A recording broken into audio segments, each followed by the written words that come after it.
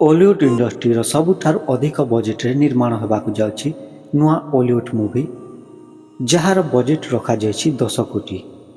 आम Ollywood film industry रे एते बड़ बजेट रे कौनसी ओलीवुड मूवी आज जाए होई नथिला।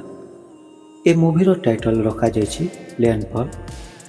लैंडफॉल मूवी ओडिया और हिंदी भाषा रे 2026 रे रिलीज करा जिवो। ए मूवी रे सब्यसाची मिश्रଙ୍କ सह दिव्या स्नातांकु देखिबाकू मिलिबो। सब्यसाची अनंता मूवी रे निजर ओजन बढ़ाई किंतु लैंडफॉल मूवी पाई निजर ओजन 30 किलोग्राम कमाई। एथिपाई सब्यसाची को प्राय 2 मास कठिन परिश्रम करने पड़ी। एथिरे दमन मूवीर डायरेक्टर देवी प्रसाद लिंका और विशाल मौर्य ए मूवीर निर्देशना मध्य देउछंती। ए मूवी को प्रभात कुमार प्रधान प्रोड्यूस करिछंती एवं गौरव आनंद संगीत निर्देशना देउछंती।